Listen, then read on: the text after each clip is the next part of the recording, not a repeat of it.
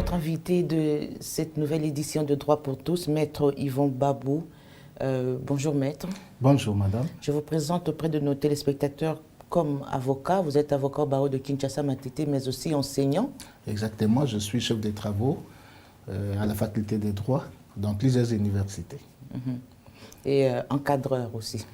Naturellement, parce que je suis avocat depuis 2004, ça fait 18 ans aujourd'hui. Donc je suis inscrit au tableau et donc j'encadre les stagiaires. Évidemment, j'ai l'autorisation d'encadrer les stagiaires. Et puis j'enseigne dans plusieurs universités, comme je l'ai dit, principalement à l'Université libre de Kinshasa, où j'assure le droit pénal général et le droit pénal spécial et l'administration de la preuve. À Simon Kimbangu, j'ai le droit pénal économique, ainsi qu'en province. Alors, aujourd'hui, avant d'entrer dans notre vif du sujet, vous avez pratiquement près de 20 ans de carrière, si on comptabilise aussi vos propres années de stage, sinon 18 ans. Est-ce que vous avez, avec l'expérience et le fonctionnement de la justice ici en RDC, vous avez eu, n'est-ce qu'à un moment, envie de traverser, c'est-à-dire quitter l'avocature pour entrer dans la magistrature? Je ne pense pas, je n'ai pas cette envie de quitter l'avocature pour aller à la magistrature, pour la simple raison que l'avocature est une profession libérale. Je suis libre de tout mouvement. Et il y a trop de contraintes à la magistrature. Mais aussi à l'avocature, parce que vous êtes soumis à l'autorisation de votre bâtonnier avant de faire un certain nombre de déclarations aussi. Mais pas commencer. Je ne suis pas soumis à l'autorisation des bâtonniers pour aller, par exemple, visiter une famille au Congo central. Mais à la magistrature, il faut un ordre d'émission, une feuille de route. Mais je suis soumis à l'autorisation du bâtonnier lorsque je vais plaider en dehors de mon barreau. Et donc, je n'aspire pas, depuis que j'étais étudiant, je ne souhaitais pas être magistrat. Il y a trop de contraintes. Maître Yvon Babou, avec vous, nous allons parler de l'administration de la preuve. Vous êtes pénaliste, criminologue aussi. Beaucoup de confusion dans la tête de nos justiciables par rapport justement à ce concept preuve. Est-ce qu'il y a une définition légale et judiciaire, juridique? Oui, madame, il n'y a aucune disposition légale au Congo qui définit la preuve. Donc la loi n'a pas défini la preuve. Mais la doctrine, donc les auteurs ont comblé ces vides légaux. Et donc il y a plusieurs définitions qui sont proposées par les auteurs. Et de manière générale, on considère la preuve comme le fait pour une partie litigante, une partie au procès, de fournir au juge les éléments de sa conviction, les éléments qui sont de nature à convaincre les juges de la véracité des allégations que cette partie avance. Et lorsque le juge est convaincu, il donne droit à cette partie qu'il a convaincue. Alors, les parties au procès, on le sait, et vous enseignez aussi à vos étudiants, il y a le ministère public, il y a la partie civile aussi. Est-ce que la partie civile a aussi l'obligation d'apporter ses preuves en tant que, pour défendre aussi ses intérêts civils dans un procès pénal? La partie civile, c'est cette partie, généralement, qui est victime de l'infraction. Hein. C'est cette personne qui réclame le paiement des dommages et intérêts parce qu'elle a subi le préjudice du fait de la personne que le ministère public présente au juge, qu'on appelle le prévenu. Donc la partie civile a le devoir de prouver que le préjudice qu'elle a subi a été causé par la personne que le ministère public a présentée devant le juge comme prévenu. Mais la partie civile n'a pas l'obligation d'apporter la preuve de l'existence de l'infraction. Il prouve que le préjudice qu'elle a subi est dû au fait réalisé par les prévenus, même pas l'existence de l'infraction. L'existence de l'infraction, c'est l'œuvre du ministère public. Alors, vous l'avez dit tantôt, la charge de la preuve incombe à la partie poursuivante, donc on reste sur le ministère public. Évidemment, en vertu, il y a le principe de la présomption d'innocence aussi qui entre en jeu, mais dans la pratique, on a l'impression de constater un peu le contraire. Généralement, le ministère public, dans un certain nombre de procès, a du mal à apporter des preuves. Le ministère public est pressé de faire fixer un dossier déjà au tribunal sans avoir préparé un dossier costaud, comme on dit, avec des éléments de preuve contre son prévenu. Non, le ministère public n'est pas pressé, madame. On reste dans la pratique. Vous êtes enseignant, mais vous êtes aussi avocat. Oui. Lorsque le ministère public est saisi, parce que généralement l'affaire pénale part de la police, généralement, pas toujours évidemment, parce qu'on peut saisir les tribunaux par voie de citation directe, mais lorsque le ministère public est saisi, il instruit l'affaire. À la fin de l'instruction, il a la possibilité de classer l'affaire ou alors de saisir les tribunaux. Ça s'appelle opportunité de poursuite. Alors, lorsque le ministère public estime qu'il y a lieu de poursuivre, ça signifie naturellement que le ministère public a réuni tous les éléments de preuve. Évidemment, nous devons s'y retenir qu'au niveau de l'instruction, il n'y a pas de débat. Il n'y a pas de débat. Donc, le ministère public peut se tromper aussi au niveau de l'instruction, puisqu'il n'y a pas de débat. Est-ce que le ministère public a le droit de se tromper? Parce qu'il s'agit de la vie et de la crédibilité d'une personne qui est présumée innocente. Jusque-là, on reste dans la doctrine. Madame, le ministère public, c'est un homme. Évidemment, c'est un organe composé des hommes. L'officier du ministère public qui instruit le dossier peut se tromper. L'officier du ministère public qui instruit le dossier peut ne pas avoir d'expérience nécessaire. Imaginez que vous avez terminé, vous venez de terminer votre licence en droit, et puis on vous nomme magistrat. Mais lorsque vous êtes nommé magistrat, on vous verse au parquet, vous êtes officier du ministère public, parce que la fonction du juge ne peut pas être confiée à tout le monde. Ce n'est pas facile de juger ses semblables. Commencez d'abord par le parquet.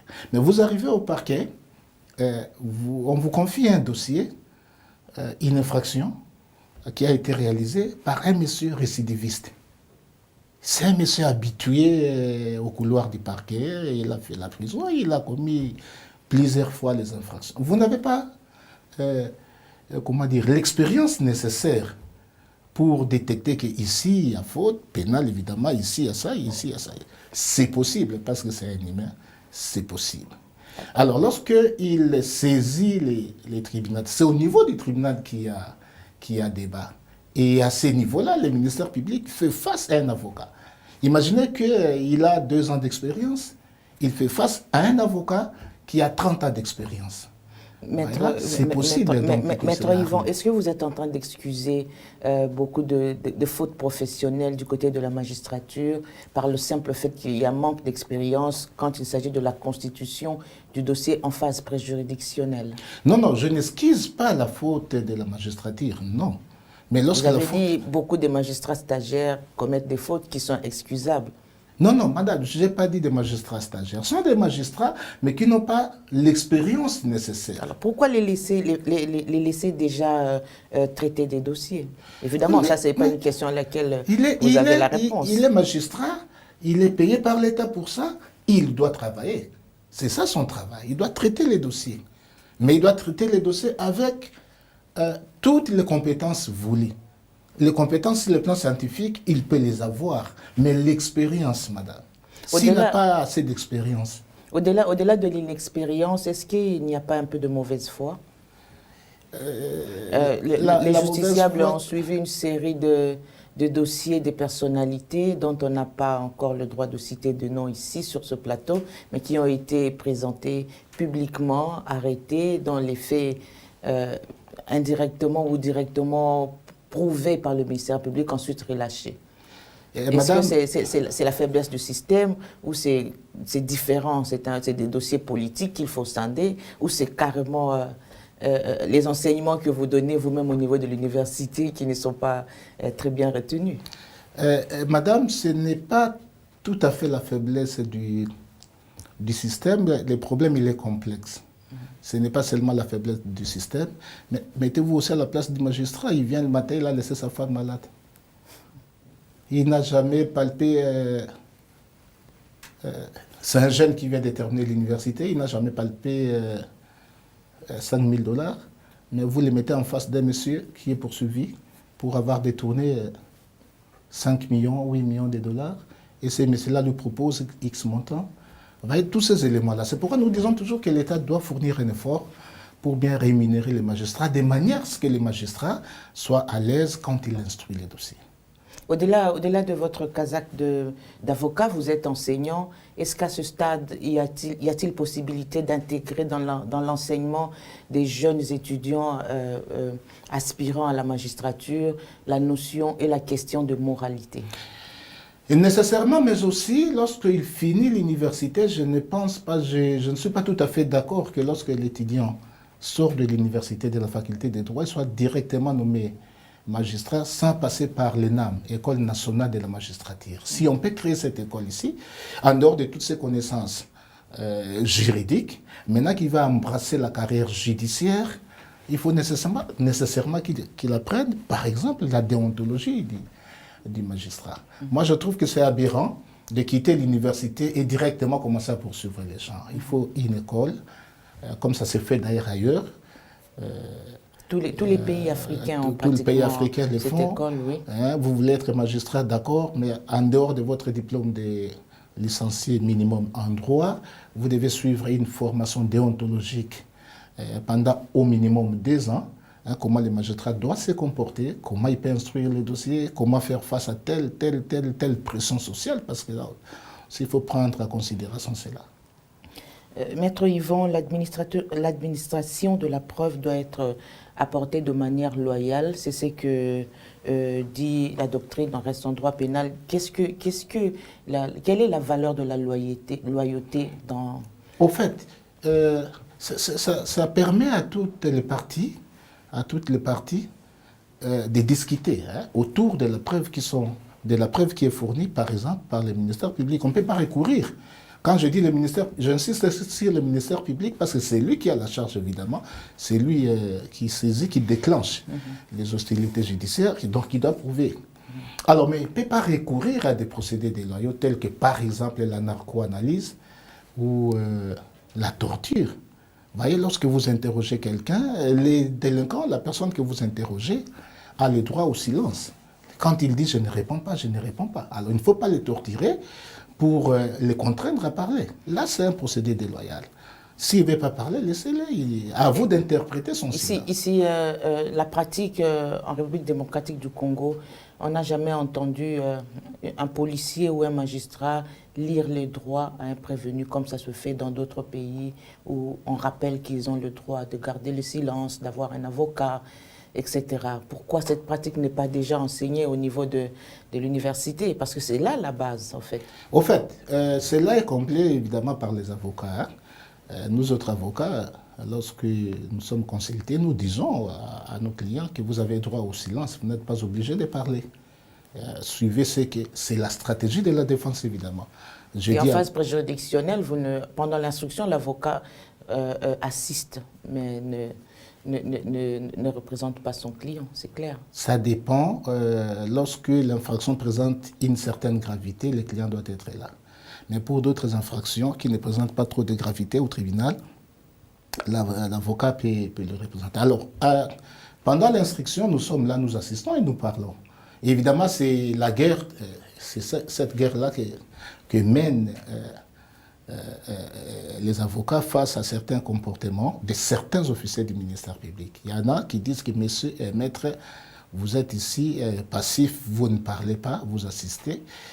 Mais les autres, ceux qui ont une certaine expérience, ceux qui ont la maîtrise de leur profession, disent, maître, vous êtes là, vous pouvez parler. La loi dit, dans les deux cas, que disent les textes? L'avocat intervient assiste. Ou pas? L'avocat assiste, mais ne s'exprime pas. La personne poursuivie a le droit d'être assistée par un conseil de son choix à tout stade des procédures. C'est le concept assistance qui pose problème. Pour les magistrats, assister signifie ne pas parler. Or, quand nous assistons nos clients aux audiences, au tribunal, nous parlons. Et donc, pour nous, avocats, assister signifie être présent et parler, prendre la parole. Et c'est pourquoi je dis certains avocats, certains magistrats, qui ont une certaine expérience, ne trouvent aucun inconvénient que l'avocat qui assiste son client à l'instruction juridictionnelle prenne la parole, ne trouve aucun inconvénient. En plus du principe de loyauté, il y a le principe de légalité aussi dans l'administration de la preuve. Est-ce qu'aujourd'hui, avec la modernité, la nouvelle technologie, est-ce qu'une vidéo, par exemple, est une preuve légale acceptée? Dans d'autres pays, il faut vérifier l'authenticité. Est-ce qu'on a du matériel pour... Il faut vérifier si ce n'est pas monté. l'image n'a pas été montée, l'image n'a pas été modifiée. Et comment cette image a été obtenue? Si l'image n'a pas été obtenue par des voies loyales, on rejette. Mais si l'image a été obtenue par une voie loyale et que l'image n'a pas été modifiée, il n'y a pas eu montage, c'est une preuve. Aujourd'hui, on parle de preuves scientifiques, madame. Ça fait partie des preuves scientifiques. Parce que cette notion de preuve a connu une certaine évolution. Nous sommes partis de preuves mystiques. Par exemple, au Kasaï, aujourd'hui, nous le savons, avec la foudre. Vous êtes Kasaïen. Je suis congolais. Il y a la foudre, il y a les Njolo Wabakishi, c'est en matière de Chibindi au Kasaï. Au Bandundu, il y a ce qu'on appelle l'Enzobi. Ce sont des pratiques, et évidemment, je fais des recherches dans ces domaines. Ce ne sont pas encore des pratiques acceptées en droit. Non, au fait, ce sont des pratiques qui existaient au départ. C'est pourquoi je dis que la preuve a connu une certaine évolution. Nous sommes partis des preuves mystiques. Ça s'appelle preuve mystique, c'est-à-dire des preuves qui dépassent l'intelligence humaine. Je vous donne un exemple, madame. L'exemple d'Nzombi d'Al-Bandundu. Ancienne version, évidemment. Cette pratique consiste à chauffer l'eau à 120 degrés centigrades. Et on demande, parce que chez nous, dans nos sociétés traditionnelles, même dans nos coutumes, la présomption d'innocence n'existe pas, on va en parler, c'est plutôt la présomption de culpabilité. Alors on vous demande, vous les supposés ou les présumés voleurs, généralement c'est en matière de vol, de plonger la main dans l'eau chauffée à 120 degrés centigrades. Celui qui se brûle, c'est celui-là qui est auteur de l'infraction. Et si vous ne vous brûlez pas, vous n'êtes pas auteur de l'infraction. L'intelligence humaine veut que lorsque vous plongez la main dans l'eau chauffée à 120 degrés, vous vous brûlez. Quelqu'un, puisqu'il est innocent, il plonge la main, il ne se brûle pas. Vous voyez ça? Ça s'appelle preuve mystique, ça dépasse l'intelligence. En tant que chercheur, vous avez déjà essayé vous-même de plonger la main pour... Exactement. Et vous n'avez pas d'estigmate. Non, je n'ai pas été brûlé. Parce que j'étais innocent. Alors, nous sommes passés de la preuve mystique aux preuves rationnelles. Les preuves fondées sur l'intelligence humaine. Et puis, des preuves rationnelles, aujourd'hui nous parlons des preuves scientifiques. Telles que l'ADN, par exemple, est une preuve scientifique. Et donc ça vous donne la vraie information, ça établit la vérité. Parce que les preuves irrationnelles et les preuves rationnelles n'établissent pas la vérité. La preuve n'établit pas la vérité. La preuve permet seulement de convaincre les juges. Donc lorsque les juges condamnent ou acquittent, ne dites pas que vous êtes acquitté, donc vous avez raison. Non. Sur cette question, oui. Si on tient compte de la rapidité avec laquelle le ministère public ou les juges acquittent un certain nombre de prévenus, on a envie de dire qu'il n'y a jamais eu d'enquête sérieuse. Parce qu'il y a des dossiers pour lesquels ça devrait prendre des années pour essayer de faire la reconstitution des faits en matière de meurtre, en matière de détournement, en matière de blanchiment. Et ce n'est pas le cas. Alors, on a envie de dire qu'il n'y a pas de sérieux, au fait. Si, madame, il y a du sérieux. Il y a du sérieux, il y a les juges qui sont très sérieux, il y a les magistrats. Est-ce que les moyens suivent? Est-ce qu'on a des outils? C'est là où j'allais arriver. Est-ce que nous avons suffisamment de moyens, nous avons suffisamment de matériel pour procéder à certaines enquêtes déterminées? Je ne pense pas. Nous avons un laboratoire de police scientifique. Est-ce que ce laboratoire fonctionne? Est-ce que il fonctionne, mais est-ce qu'il est fourni en matériel? C'est ça la grande question. Même s'il est fourni en matériel, est-ce qu'il a le personnel formé? C'est aussi ça la grande question. Donc il revient à l'État de fournir le matériel à ces laboratoires. Pourquoi ne pas créer des laboratoires dans d'autres provinces aussi, mais également de former les personnels? Au-delà de la formation, il y a aussi les moyens de fonctionnement. Aujourd'hui, vous êtes avocat, vous savez que les descentes sur terrain sont payées par la partie la plus diligente. C'est une pratique qui est illégale et interdite, mais qui se fait dans certains offices en République démocratique du Congo. Bon, moi, lorsque je sollicite la descente sur terrain, généralement, je demande au juge. J'ai dit au juge que moi j'ai un moyen de transport. C'est pas normal, en plus. Je peux aller avec vous, mais parce que moi j'ai intérêt, madame. J'ai intérêt à le faire. La loi l'interdit. La loi l'interdit, mais l'État ne fournit pas ces moyens aux magistrats. Les magistrats veulent bien dire les droits, mais pour qu'ils disent les droits, il a besoin de ceci, de cela. Il doit passer par ça, il doit faire tel. Comment un magistrat peut dire le droit en votre défaveur si c'est vous qui le prenez en charge pour qu'il fasse son travail, si c'est une partie au procès qui s'occupe de lui? Madame, prendre les magistrats pour l'aider à descendre sur les lieux n'est pas une corruption. À la rigueur, on va dire que c'est une corruption morale. Non, mais les magistrats qui n'est pas obligé. Quand je prends les magistrats, je lui rends un petit service, cela ne signifie pas que je les corrompu. Mais les magistrats que nous rencontrons... Vous usez de la faiblesse, justement, de ce côté de la magistrature. C'est une non, pratique. Non, ce n'est pas en soi une faiblesse importante. Ce n'est pas en soi une faiblesse. Il y a des magistrats qui refusent. Vous dites, non, maître, j'ai mon moyen, je prends mon taxi, je pars. Il y en a qui refusent. Et puis quand il accepte, cela ne signifie pas qu'il doit rendre un jugement en ma faveur. Non. D'autant plus que je ne suis pas concerné dans l'affaire. L'affaire, c'est l'affaire du client. Moi, je mets à sa disposition seulement les moyens. C'est tout à fait logique. Oui, mais je mets à la disposition de mon client les moyens, mon intelligence, c'est tout. C'est le juge qui prend la décision. L'intelligence artificielle, vous voulez dire. Maître, est-ce que la pratique on parle de la légalité de la preuve, est-ce que filmer quelqu'un à son insu et balancer ses images est une preuve acceptée en droit? J'ai dit ici qu'en matière de preuves scientifiques, avec la nouvelle technologie, il faut, chercher à savoir comment on a obtenu les images. 2, vérifier l'authenticité des images.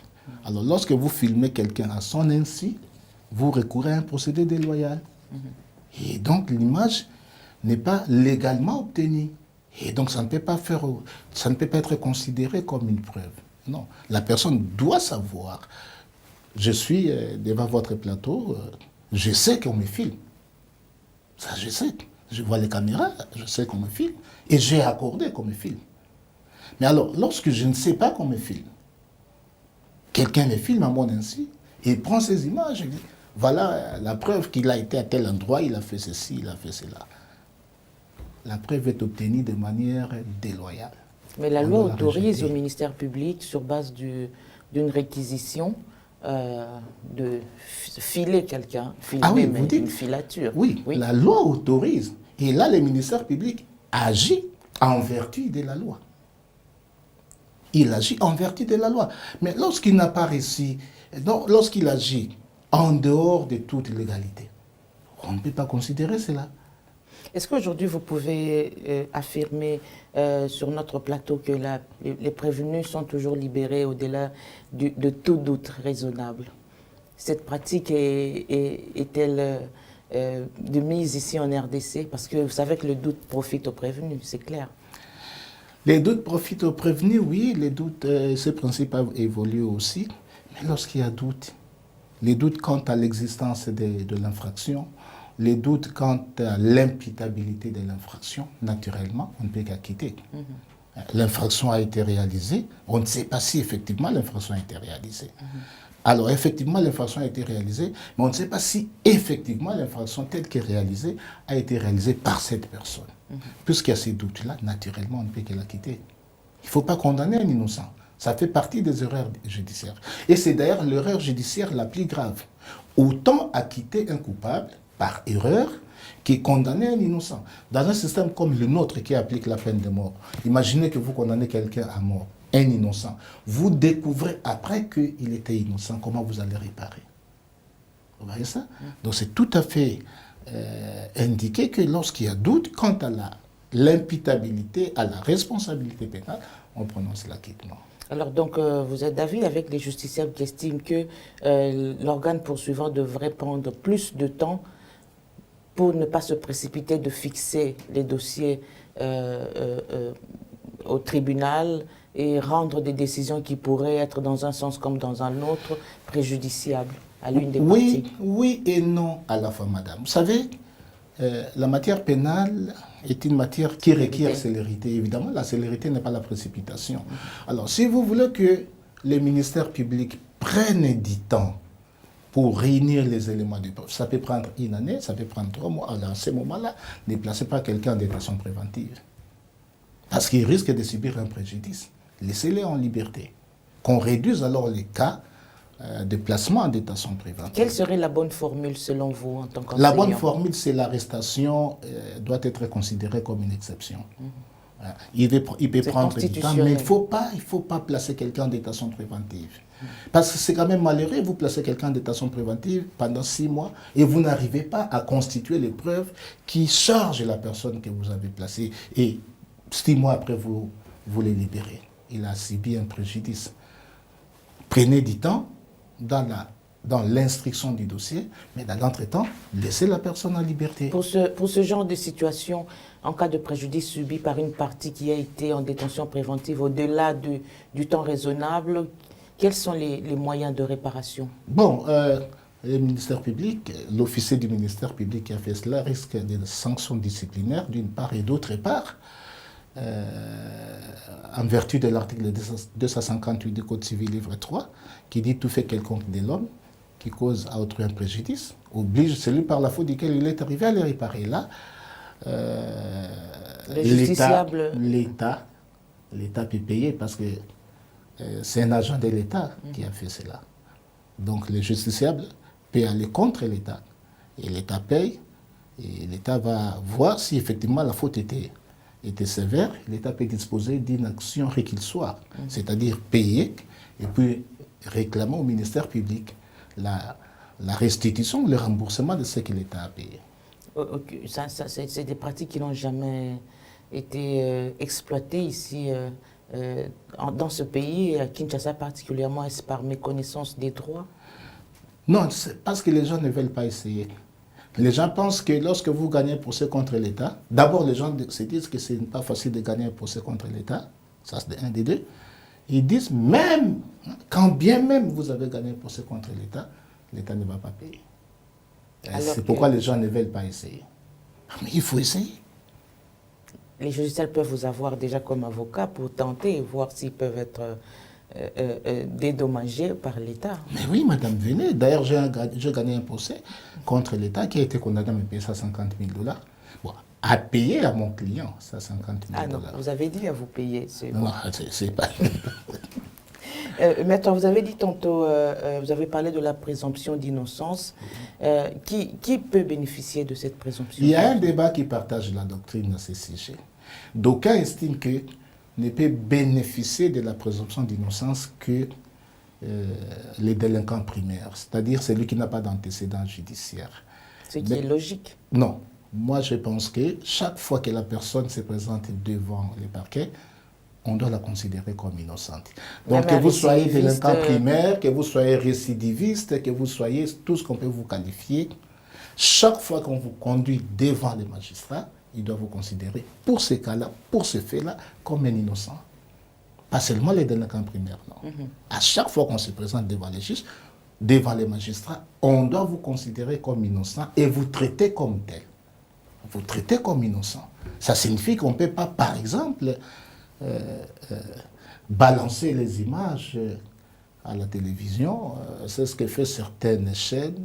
C'est là où d'ailleurs je félicite votre chaîne. Vous ne balancez que les procès, mais les cas d'arrestation, des arrestations de Koulouna, à la police, on balance à la télé. On viole les principes de la présomption d'innocence. Parce que la conséquence ici, c'est quoi? Et si c'était pédagogique pour décourager ceux qui sont dans les mêmes pratiques, c'est moins pédagogique au niveau des conséquences. Aujourd'hui, on m'arrête, voilà un Koulouna, on me présente à la télévision, on me conduit au parquet, les parquets me relaxent. Et demain matin, là où on m'avait présenté comme Koulouna, on me voit passer. Et la conséquence, c'est qu'on dit, il n'y a pas de justice dans ce pays.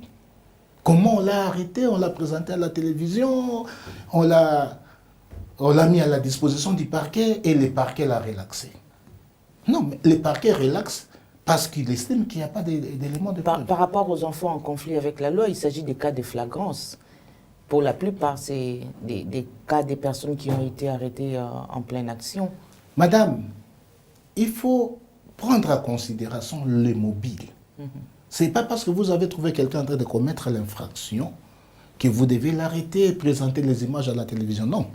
Prenez en considération le mobile. Vous ne savez pas pourquoi il commet cette infraction. Je vous donne un exemple simple.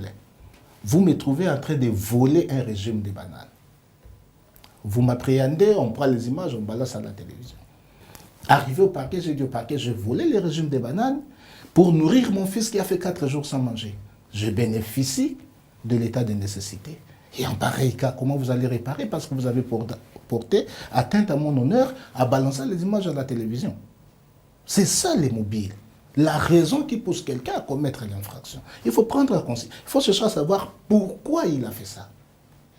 L'enfant en conflit avec la loi qui poursuivait un policier avec une machette, vous avez suivi les images. Comment vous l'interprétez au regard de votre doctrine à vous? Les garçons là, bon, je ne sais pas s'il était enfant, parce qu'en droit congolais, l'enfant c'est toute personne qui n'a pas 18 ans. Mais avoir sa taille, il n'était pas enfant. C'est une interprétation. Je ne connais pas son âge, évidemment. Je ne connais pas son âge. J'ai dit qu'on doit saisir la justice, dans un premier temps. On doit saisir la justice contre ces policiers. Le policier devrait attendre de saisir la justice avec une oreille coupée. Non, non.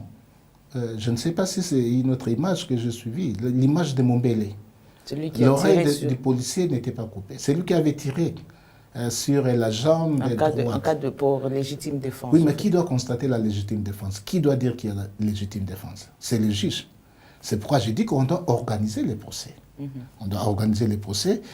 Les policiers viendront avec ses conseils et c'est pendant les procès que le policier aura à démontrer qu'il y a eu légitime défense. C'est le juge qui va dire qu'il y a légitime défense. Mais ce qui est vrai, c'est que sur le plan des faits, si on prend les faits, le policier a tiré sur les garçons. Alors, maître, on est en train de terminer. La loi parle aussi d'intime conviction du juge en matière d'appréciation des preuves. Est-ce que vous ne pensez pas que cela ouvre carrément la voie à l'arbitraire, si on tient compte de toutes les plaintes qu'il y a des justiciables à ce jour? Cette crainte-là est réduite par le fait que les juges doivent motiver son jugement. Mais si on constate par exemple qu'il y a des contradictions au niveau de la motivation ou des contradictions entre la motivation et les dispositifs, là naturellement, en appel, on va casser la décision. Donc il n'y a pas de crainte à cela, l'intime conviction. Les jugements, la motivation doit être bien agencée. S'il y a des contradictions, on casse. Un juge, je donne un exemple, un juge qui a été transporté par exemple dans son véhicule par une partie pour aller récolter des preuves d'un procès et qui rend un jugement en confirmant par exemple ces preuves rencontrées sur terrain qui sont réelles et rationnelles, est-ce que ça c'est valide? Mais oui, c'est valide, d'autant plus que, comme je l'ai dit, d'autant plus que les juges n'a pas été. Le juge peut être partial aussi. Hein? Je ne pense pas. En tant qu'humain. Je sais qu'il est humain, je sais qu'il subit des pressions de toutes sortes, je sais, mais il doit fournir un effort pour rester objectif. Quelle est la place du témoignage? Bon, c'est l'un des mots de preuve en droit congolais, qui d'ailleurs occupe la deuxième position après la preuve littérale. Il y a la preuve testimoniale ou la preuve par témoin. Mais attention, il faut toujours critiquer les témoignages, madame, parce que les témoins peuvent être corrompus. Il n'y a pas que les juges, parce qu'on a tendance à accuser les juges, non, les témoins peuvent être corrompus. Les témoins peuvent se tromper. Un témoignage peut être à la fois sincère et faux. Les témoins peuvent prendre pour vrai ce qu'ils pensent. Au Congo, par exemple, on peut commettre une erreur de perception. Moi, je fais tomber un stylo, il est 19h, je fais tomber mon stylo, je m'accroupis pour ramasser les stylos. Et vous qui êtes devant moi, vous pensez que je ramasse un bâton pour vous agresser.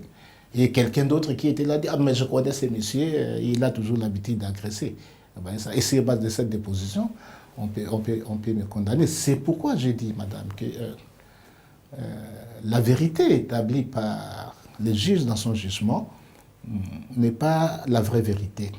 Ce n'est pas la vérité objective. c'est la vérité judiciaire. Et rationnelle. La vérité objective, elle est divine, madame. Elle est divine. Ce n'est pas parce que vous êtes acquitté que vous n'avez pas commis les faits. Non. Vous avez parlé de la vérité divine. Oui, la vérité objective, elle est divine. Mais la vérité que le juge établit dans son jugement est une vérité judiciaire. Ce n'est pas nécessairement... Et rationnelle. Peut-être rationnelle. Peut-être rationnelle. Mais est-ce que cette raison-là, elle est une raison raisonnable? Je vais vous donner un cas. Je sais que vous êtes chrétien. Tous les juristes et justiciables ne sont pas nécessairement chrétiens. Donc, c'est une doctrine que vous créez, que vous voulez défendre. Je ne dis pas que tout le monde est chrétien. Non, je dis que je sais que vous êtes chrétien parce que le cas que je vais donner est tiré de la Bible. Je vous donne le cas de Joseph dans la maison de Potiphar. Il a été condamné pour tentative de viol. Et la femme de Potiphar a fourni des preuves irréfutables, notamment les vêtements que Joseph avait portés ce jour-là. C'est une preuve. Une femme âgée, plus âgée que Joseph, n'avait pas aussi la force physique pour arracher les vêtements des mains de Joseph. Donc, nécessairement, pour le juge, Joseph a dit enlever les vêtements pour violer la femme. Mais en réalité, là, il s'agit de l'intime conviction du juge. Oui, le juge a été convaincu de la culpabilité. Il a établi une vérité. Mais c'était une vérité judiciaire. Ce n'était pas la vraie vérité. Joseph n'a jamais tenté de le faire. Ça, c'est un débat que vous allez avoir avec, dans une autre émission. Je suis là, madame. Maître Yvan, quelle est pour vous, pour conclure, la bonne formule pour aboutir à la bonne administration de la justice et arriver à l'état de droit tant voulu et tant souhaité par beaucoup? Éviter de faire pression aux juges. Toutes sortes de pressions. Je dis bien toutes sortes de pressions. L'indépendance de la magistrature est déjà consacrée. J'allais arriver. Non, l'indépendance, elle est théorique. Elle est théorique. Les juges eux-mêmes doivent se battre aussi. Ils doivent se battre pour obtenir leur indépendance totale. Éviter, ça va peut-être vous surprendre, que les magistrats soient nommés par le chef de l'État. Ah bon? Non. Que le chef de l'État, en vertu de la compétence liée, prenne un acte. Et de la Constitution aussi. Oui. En vertu de la compétence liée, prenne un acte qu'il nomme, et il n'a pas le pouvoir de révoquer. Que la nomination, la loi le dit, elle est claire, la loi, tout part du Conseil supérieur de la magistrature. À ce niveau, on va trier les candidats, et puis on dit au chef de l'État, prenez un acte en les nommant, mais vous n'avez pas le pouvoir. C'est pourquoi je dis en vertu de la compétence liée, vous n'avez pas le pouvoir de les faire partir. Au besoin, élire les magistrats, par exemple. Par référendum. Par référendum, on nous présente une liste de magistrats. Chaque magistrat est élu là où il a grandi. Il se posera encore un problème de moyens pour faire la campagne. Mais ça, les moyens, madame, pas on a cette volonté-là, on peut le faire. Ce n'est pas un problème de moyens. Les moyens, on n'a pas de moyens quand il s'agit d'organiser les élections de magistrats, mais on a des moyens qu'on vole. Maître Yvan, sauf si vous avez autre chose pour conclure, sinon on vous remercie pour votre intervention dans cette émission. Madame, c'est moi qui vous remercie parce que vous m'avez accordé l'opportunité de m'exprimer en un clin d'œil à plusieurs personnes. Et vous m'avez permis aussi d'atteindre ou de réaliser mon rêve. Je me disais toujours, qu'est-ce que je dois faire pour passer à l'émission sur Justicia TV? Parce que je suis votre chaîne régulièrement. Je me disais, mais est-ce que aurais-je un jour l'occasion de passer? Et voilà, l'opportunité m'a été présentée par vous. Donc, je vous remercie. Merci à vous, Maître Yvan Bouya. Vous êtes avocat au barreau de Kinshasa-Matete, enseignant dans plusieurs universités. Exact. Et Justicia TV vous remercie pour votre disponibilité. Merci beaucoup, madame. Et bonne suite des programmes sur les antennes de Justicia Télévision.